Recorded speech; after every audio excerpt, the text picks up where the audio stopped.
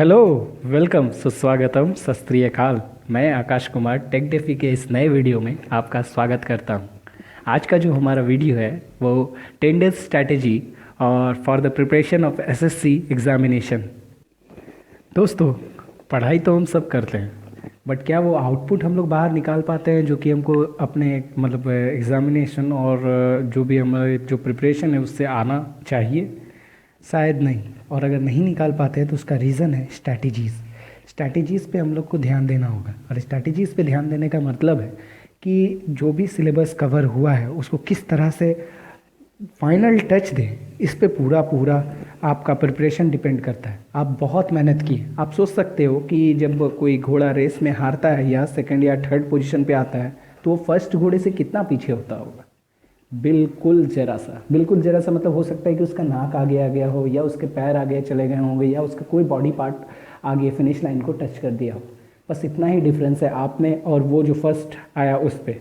बस इतना ही हो सकता है कि नंबर मतलब कट ऑफ आपका बना हो 100 का कट ऑफ बना हो और आप 99 लेके आए, बट फिर भी आप उस कट ऑफ को क्रॉस नहीं कर पाए, तो मतलब आपका काम तो पूरा पूरा ख़त्म हो गया। मतलब आपकी पूरी प्रिपरेशन नील हो गई, और फैमिली भी यही कहेंगे कि नहीं बाबा तुमने नहीं पढ़ाई की। और आपको भी कहीं ना कहीं यही लगता रहेगा कि हाँ, कहीं तो चूक हुई जिसके कारण मैं अपने गोल को अचीव नहीं कर पाया। वो जो एक नंबर का गैप है उसी को हम लोग को फिल करना है, और उसको फिल करने का the one and only way is strategy.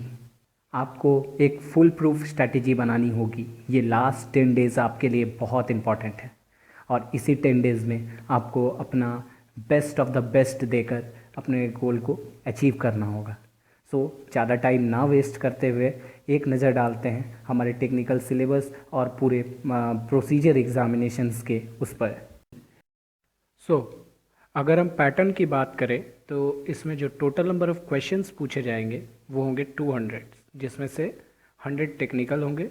General intelligence और रीजनिंग की क्वेश्चंस 50 होंगी, और जनरल अवेयरनेस की क्वेश्चंस 50 होगी। दोस्तों, जो ये जो आउट ऑफ 200 मार्क्स जो दिखा रहा है, ये ज़रूरी नहीं कि 200 मार्क्स में हम लोग को 170 या 160 मार्क्स लाएंगे। अगर हम पिछले साल के कट ऑफ की बात करें तो ऑलमोस्ट 65% से लेकर 70% तक अगर मार्क्स अचीव करते हैं हम, तो जनरल का सिलेक्शन पक्का है। उसी तरह अगर ओबीसी की बात करें तो 65, अगर वही 60 से 65, और अगर एसटी एससी की बात करें तो वो लोग को 55 से लेकर 60% तक के मार्क्स अचीव करने होंगे एग्ज़ाम में क्वालिफाई करने के लिए। ठीक है, ये जो भी मैंने डेटा बताया ये लास्ट ईयर के सिलेक्शन के हिसाब से मैकेनिकल और इलेक्ट्रिकल के डेटा को मैंने बताया है। एक सिंपल सी बात है, कोई भी एग्ज़ाम हो, कितना भी बड़ा एग्ज़ाम हो, उसमें सबसे पहला जो सबसे इम्पॉर्टेंट बात जो है कि 30% क्वेश्चंस द ईजीएस्ट क्वेश्चंस होंगे। ठीक है, अगर हम एग्ज़ाम के पैटर्न को बांटें, अगर 3 पार्ट में बांटें, इजी, एवरेज और हार्ड, तो उसमें 30% क्वेश्चंस जो होंगे वो इजी लेवल पे होंगे। उसके बाद जो एवरेज क्वेश्चंस होंगे वो हो जाएंगे 40%, और जो लास्ट के 30% क्वेश्चंस बचे वो ही हार्ड क्वेश्चंस हैं। तो हमें जिस क्वेश्चन पैटर्न मतलब जो एग्ज़ाम के पॉइंट ऑफ व्यू से, अगर क्वालिफाइंग के पॉइंट ऑफ व्यू से अगर देखें, तो हमें जो मार्क्स अचीव करना है वो ये बेसिक और एवरेज के बीच में 70% मार्क्स इनफ है प्रीलिम्स को क्वालिफाई करने के लिए। और अगर हम उसी पे ध्यान दें तो इजी क्वेश्चन, अक्सर होता है कि हम इजी क्वेश्चंस पे ध्यान ही नहीं देते हैं। हमारा ये इंटेंशन रहता है कि अगर ये इजी क्वेश्चन ये मुझे आती है, मतलब ऐसा अगर है कि ये क्वेश्चन अगर मुझे आती है तो ये कंफर्म है कि एग्ज़ाम में नहीं आएगी। ऐसा कभी नहीं होता है। आपको जो आता है वो ही एग्ज़ाम में आएगा, ये बात का गार्ड बांध लो अपने दिमाग में। ये पिछले 5 ईयर्स के क्वेश्चंस का जो पैटर्न है उसके हिसाब से मैंने निकाल कर एक अप्रॉक्सीमेट क्वेश्चंस का डेटा निकाला है, जिसमें कि फ्लूइड मशीन मैकेनिक्स और मशीनरीज में 17 से 20 क्वेश्चंस थे। 5 ईयर्स के ये पूरे ओवरऑल सेट से मैंने निकाला है। प्रोडक्शन इंजीनियरिंग के 10 to 15 questions, strength of material के 12 से 13 क्वेश्चंस, थ्योरी ऑफ मशीन से 10 to 20 क्वेश्चंस, 10 to 11 क्वेश्चंस हैं। ठीक है, तो और सारे इसी तरह से। तो सबसे पहले बात है कि फ्लूइड मशीनरीज मैकेनिज़्म और मशीनरीज से जो 17 से 20 क्वेश्चंस है, इसमें जो बेसिक क्वेश्चंस होंगे वो 5 तो बेसिक क्वेश्चंस होंगे, ऐसे जैसे कि फ्लूइड मैकेनिज्म में कि काइनेमेटिक विस्कोसिटी का यूनिट क्या है, या डेंसिटी का यूनिट क्या है, मास डेंसिटी किसे कहते हैं, स्पेसिफिक ग्रेविटी क्या है, इस तरह के क्वेश्चंस। प्रोडक्शन में भी उसी तरह से स्ट्रेंथ ऑफ मटेरियल्स में जैसे पूछ देगा कि यंग मॉडुलस बताओ माइल्ड स्टील का, या टफनेस को डिफाइन करो, थ्योरी ऑफ मशीन में काइनेमेटिक पेयर क्या होते हैं, इसी तरह के ऑलमोस्ट क्वेश्चंस रहेंगे। और ज़्यादातर क्वेश्चंस में न्यूमेरिकल्स तो होते ही नहीं हैं, तो डरने की कोई बात नहीं है। मैं एक बुक सजेस्ट करता हूँ आपको, अगर 3 डेज़ ऑलमोस्ट लगेंगे आपको ऑब्जेक्टिव्स मतलब मैकेनिकल के पूरे ऑब्जेक्टिव को पढ़ने के लिए, ये बस ओवरव्यू लेने के लिए है और कोई इसका मेन फंक्शनिंग नहीं होगा। आपको एक बार ही पढ़ना है पूरे बुक को, और बस पढ़कर उसका प्रिपरेशन को वहीं पर एंड करना है और आगे बढ़ जाना है और डिफरेंट सब्जेक्ट्स के लिए। तो फर्स्ट 3 डेज़ आप क्या करो कि ये एक बुक है, ऑपकार पब्लिकेशन का आता है, objective mechanical engineering, around 120 pages का ये बुक होगा, और जिसमें कि 1700 क्वेश्चंस ऑलमोस्ट होंगे। आप इसको पढ़ लो, ओवरऑल सारा क्वेश्चन सारा डाउट्स जो भी है वो सारा क्लियर हो जाएगा। इसमें कन्वेंशनल पार्ट भी है और पूरा ऑब्जेक्टिव भी है। एक चैप्टर के 100 क्वेश्चंस होंगे, वो भी बेस्ट सिलेक्टेड क्वेश्चंस हैं। ठीक है, आप उसको देख लो और उसको फर्स्ट टाइम में कंप्लीट कर कर उसको छोड़ देने का है, पर उसको दोबारा पढ़ने की ज़रूरत नहीं है। नेक्स्ट उसके बाद आप रीजनिंग में आ जाओ। तो रीजनिंग में कुछ ज़्यादा करने की ज़रूरत नहीं है, ये मैंने सिलेबस डाल दिया है। बस आप क्या करो कि एक एसएससी का 12 लेवल का एक बुक आता है, क्वेश्चन बैंक आता है, उस क्वेश्चन बैंक को लेकर उसके 10 सेट, मिनिमम 10 सेट को प्रैक्टिस कर लो। 10 सेट में अराउंड 500 क्वेश्चंस हो जाएंगे, 50 मतलब 50 क्वेश्चंस ईच सेट में। 500 क्वेश्चंस एनफ होंगे आपके एसएससी प्रिपरेशन में, मतलब एसएससी में रीजनिंग को करने के लिए। रीजनिंग आपका सबसे बड़ा एक बोल सकते हैं कि वेपन होगा इस एग्ज़ाम को क्रैक करने में। ठीक है,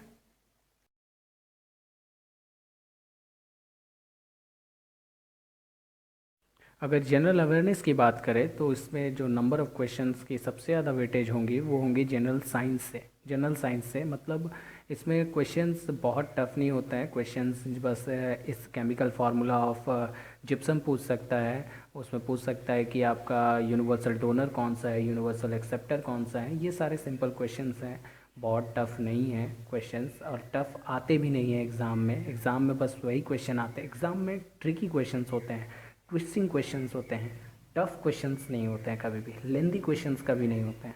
तो इस बात को ध्यान में रखें।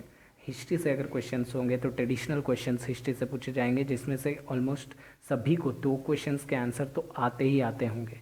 पॉलिटिकल में आप देख लो कि राज्यसभा, अपर हाउस और लोअर हाउस, इसमें नंबर ऑफ़ सीट्स कितने होते हैं।